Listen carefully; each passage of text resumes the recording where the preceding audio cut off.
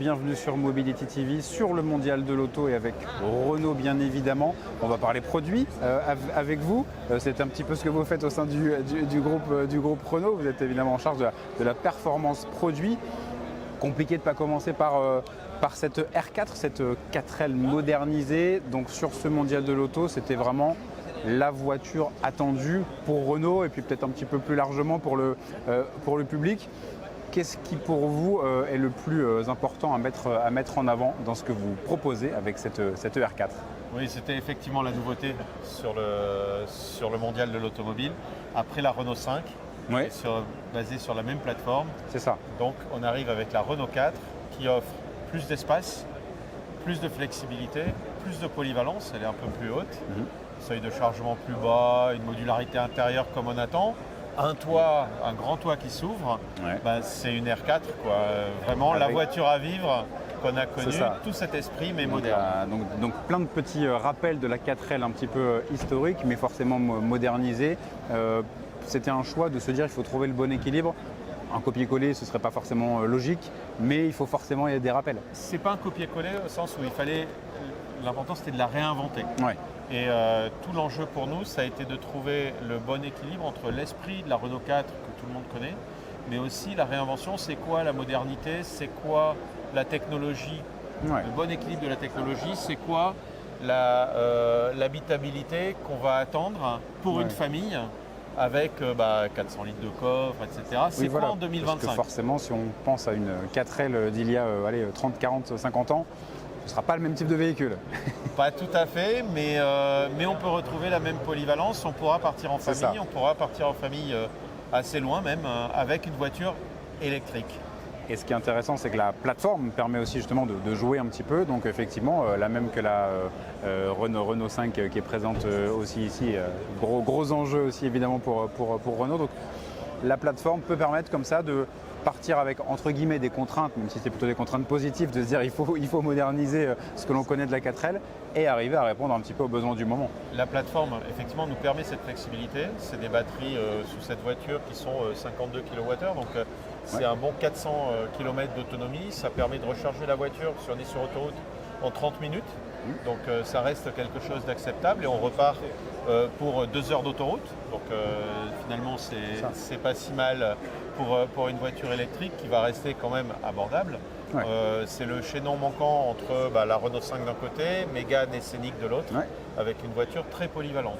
Mais ce n'est pas la seule nouveauté qu'on a sur le salon. Oui, justement, donc on a parlé un petit peu de la R5 qui a été déjà montrée mais qui est maintenant très attendue sur les routes forcément. Ouais. Il y a aussi Twingo. On peut quand même forcément en dire un mot. Twingo prototype qu'on montre sur ce salon pour la première fois, basé sur la même plateforme et qu'on lancera. Donc celle-ci c'est 2025, la Renault 4. Et puis Twingo prototype qui préfigure la voiture qu'on va lancer en 2026 et qu'on a déjà annoncé pour un prix d'entrée à moins de 20 000 euros. Donc on est vraiment sur cette idée de se dire que l'électrique petit à petit un petit peu plus démocratisé. Évidemment, c'est pas encore une voiture d'entrée de gamme très très basse parce que ça reste une vraie voiture avec des vraies performances, etc. Mais en tout cas d'avoir une gamme qui permet de se dire que l'électrique peut correspondre à différents budgets, différents besoins.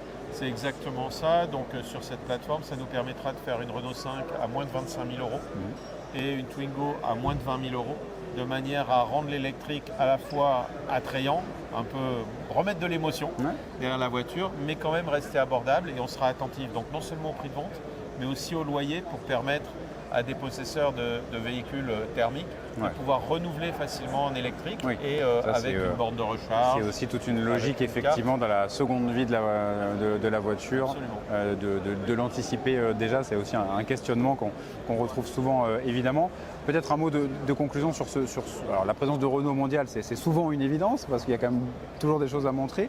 Là, peut-être encore plus parce qu'il faut quand même toujours faire un peu de pédagogie. Alors déjà, j'imagine que vous êtes fiers de montrer les véhicules, mais il faut toujours forcément auprès des visiteurs faire de la pédagogie, expliquer les différentes technologies parce que là, on parle des électriques, mais il y a d'autres modèles Renault qui ne sont pas du 100% électrique. Donc, répondre un petit peu à ces besoins. On a beaucoup de questions.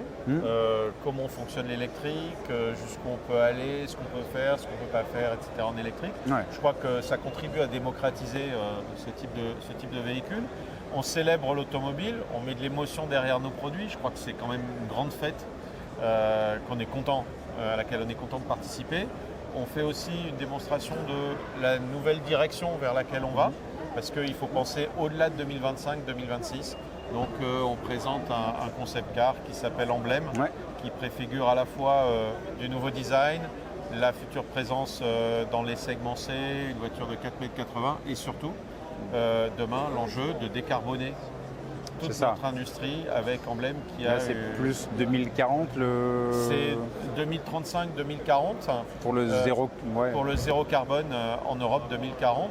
Mais ça veut dire déjà Emblème commence à décarboner moins 90% par rapport aux voitures qu'on met sur la route aujourd'hui. C'est quand même un beau défi et qu'on essaye de relever. Et là, le concept, donc à moins 90%, à quelle échéance la voiture de tous les jours peut arriver? 2035, c'est 2040. 2035, c'est une échéance qui nous semble raisonnable. Allez, raisonnable, même si on a 10 ans pour y arriver, mais on a déjà des pistes. Voilà, beaucoup de choses sur le stand de Renault. Merci à vous d'avoir pris quelques minutes et à bientôt sur Mobility TV.